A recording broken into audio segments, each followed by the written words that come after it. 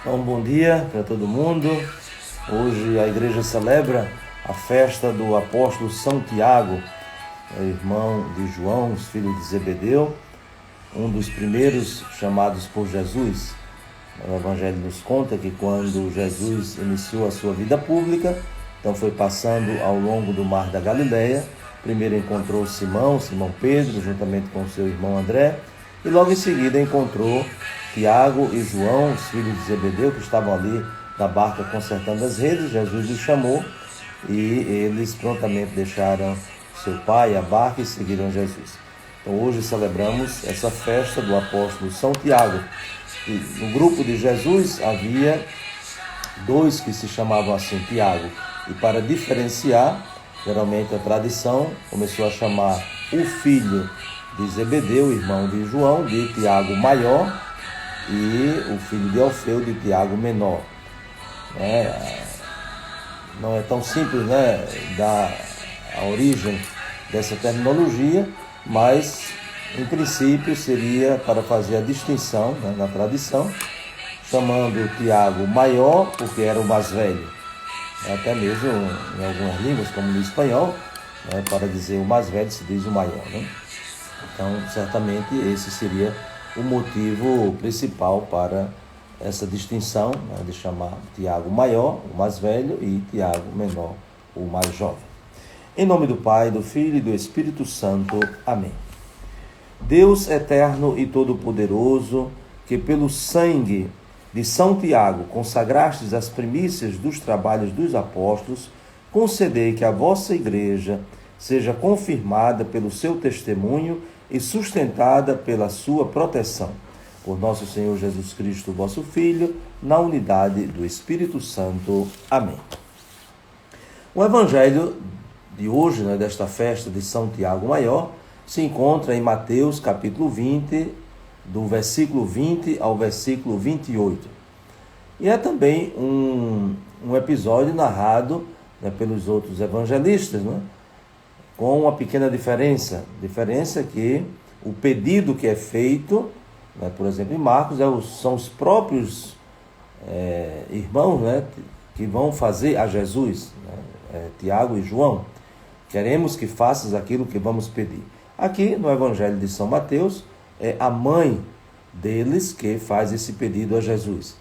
Então diz que a mãe dos filhos de Zebedeu aproxima-se de Jesus juntamente com os seus filhos, e aqui é muito interessante, porque a mãe tem um papel muito importante, até mesmo nas solenidades do palácio, nas solenidades reais. A mãe sempre aparece do lado, à direita do seu filho. Até existem salmos que cantam isso, à vossa direita se encontra a rainha, com vestes esplendentes de ouro de Ofir, justamente para dizer a vossa direita, a direita do rei. Então a mãe, geralmente, por ser essa figura muito importante, ela aparece em determinadas cenas onde o rei está exercendo a sua autoridade. Então é muito interessante que seja a mãe que venha pedir que os seus filhos ocupem lugares principais, os primeiros lugares junto de Jesus no seu reino. Então, esse pedido da mãe, como aquela que deu a luz aos seus filhos, então agora ela também faz alguma coisa para promovê-los.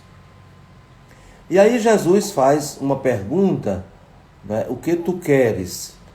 Esta pergunta também ela é interessante para que a pessoa que faz o pedido tome consciência daquilo que está pedindo. Porque às vezes as pessoas fazem pedidos, até mesmo na oração, e não tomam consciência do que estão pedindo e as consequências daquilo que estão pedindo. Então Jesus é muito didático, né, e faz com que quem pergunta, quem pede, tome consciência daquilo que é o conteúdo do seu pedido, da sua súplica. E aí ela diz muito claro: estes meus 2 filhos se sentem no teu reino, uma à direita e outro à esquerda. Então tomem os primeiros lugares. E essa concepção que ela tem é uma projeção dos reinos do mundo, né, dos reinos da terra. Jesus, até no momento em que estava sendo interrogado por Pilatos, né, Pilatos pergunta: tu és rei? E Jesus diz: tu dizes, eu sou rei. Para isso eu nasci, para vir dar testemunho da verdade. O meu reino não é deste mundo. Se o meu reino fosse deste mundo, e aí, né, toda aquela palavra de Jesus, e portanto, essa compreensão, né, da mãe de Tiago e João é uma compreensão distorcida, influenciada por aquilo que, naturalmente, né, ela vê dos reis da terra. Então, os privilégios, né, colocar à sua direita e à sua esquerda para garantir privilégios. Enquanto que Jesus aqui faz uma pergunta também muito intrigante: não sabeis o que estás pedindo? Por acaso podeis beber do cálice que eu vou beber? Então, o que significa beber deste cálice?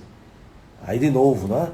Talvez se pensasse no primeiro momento que seria participar, não é, também de privilégios de estar junto do rei nas grandes celebrações, dos banquetes, né, beber do cálice.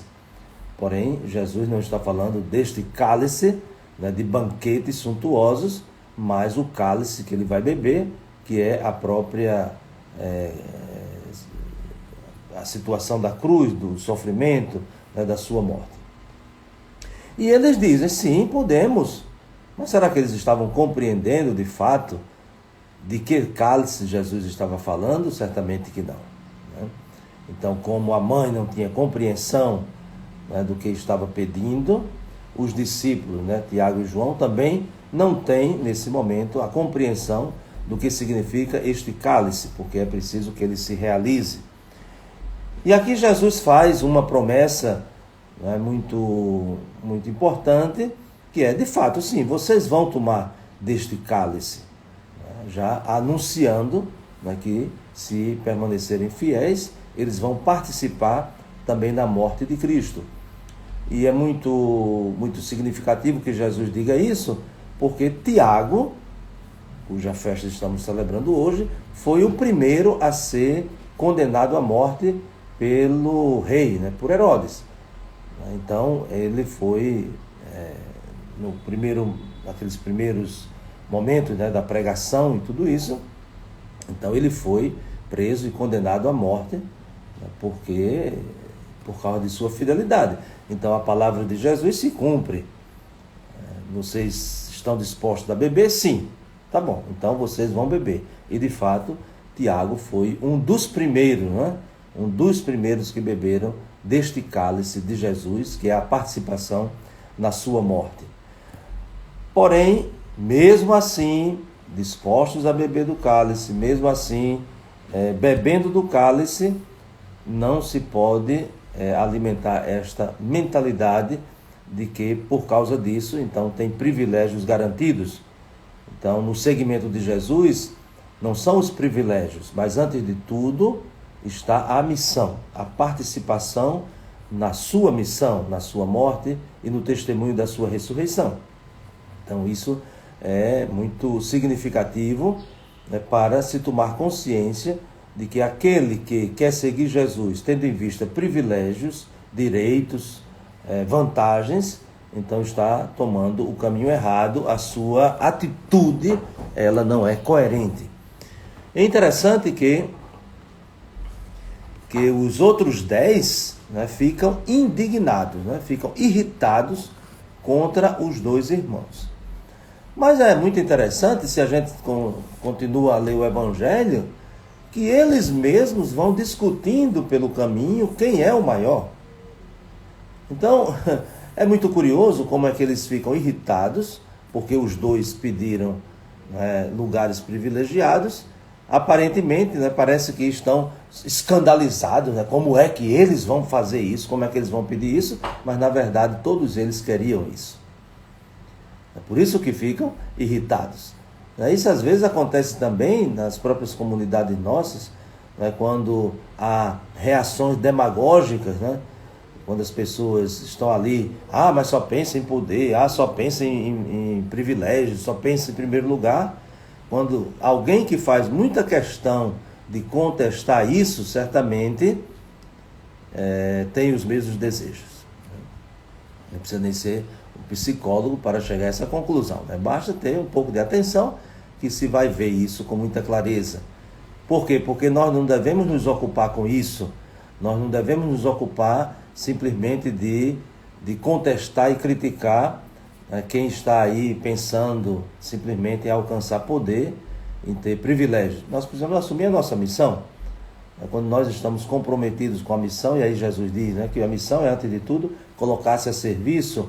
Quem quiser ser o primeiro, seja vosso servo. Então, nós devemos nos destacar pelo serviço e não por lugares de destaque. Então, essa é a grande tarefa, né, que quem se dispõe a seguir Jesus precisa construir todo dia. A capacidade de servir que se alimenta justamente pela humildade e não por discursos demagógicos. Porque esses 10 estão com um discurso demagógico, né? Ou seja, de fazer de conta que estavam incomodados, né, com quem está querendo só ocupar lugares, querendo só o poder, quando na verdade eles também querem o poder.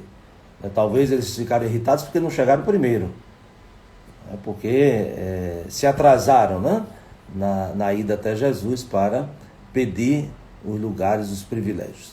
E aí Jesus, né, faz o resumo de toda a sua missão, pois o Filho do Homem não veio para ser servido, mas para servir e dar a sua vida como resgate em favor de muitos.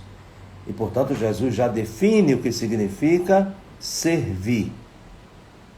Servir é entregar a vida, né? É oferecer a vida. E, no caso de Jesus, para a nossa salvação, e no nosso caso, para testemunhar esta grande oferta que Jesus faz de sua vida. Então, nós não podemos pensar nem cair na presunção que nós oferecemos da nossa vida para salvar os outros. Todos nós somos necessitados de salvação. Nós oferecemos a nossa vida para testemunhar que é Jesus quem nos salva. É Jesus quem nos salvou. Jesus que nos prestou esse grande serviço em obediência ao Pai, justamente para nos conduzir à salvação, para nos conduzir à vida e à vida em plenitude. Então, que esta celebração de hoje, de São Tiago, apóstolo, seja para nós, refletindo o Evangelho, um grande apelo e apelo de conversão. Principalmente nós que temos, né, na igreja, uma missão, temos um ministério, temos um serviço, independente do que seja, né, desde papa, bispo, padre, diácono, religiosos, religiosas, leigos, catequistas, enfim, todos nós que participamos desse ministério, dessa ajuda, dessa colaboração para testemunhar a grande obra da salvação realizada por Jesus, então devemos crescer sempre mais nessa consciência que o privilégio, né, o privilégio quer dizer que está em primeiro, né? O privilégio que nós temos é de poder colaborar com aquele que se tornou o servidor de todos. Então, sem o serviço, nós não teremos nenhum privilégio. Sem o serviço, nós não teremos nenhum lugar de destaque. Então, que o Senhor nos ajude a crescermos sempre mais nessa disposição de, na humildade, na simplicidade, nos tornarmos sempre mais servidores. E que desça sobre vós a bênção de Deus Todo-Poderoso, Pai, Filho e Espírito Santo. Amém. Lembrando que amanhã, o domingo, nós não temos esse momento na parte da manhã, porque temos sempre a celebração da missa à noite, às 19 horas, transmitida pelas redes sociais da nossa Diocese de Limoeiro do Norte. Então, desejo a todos um bom e abençoado final de semana e até segunda-feira, se Deus quiser.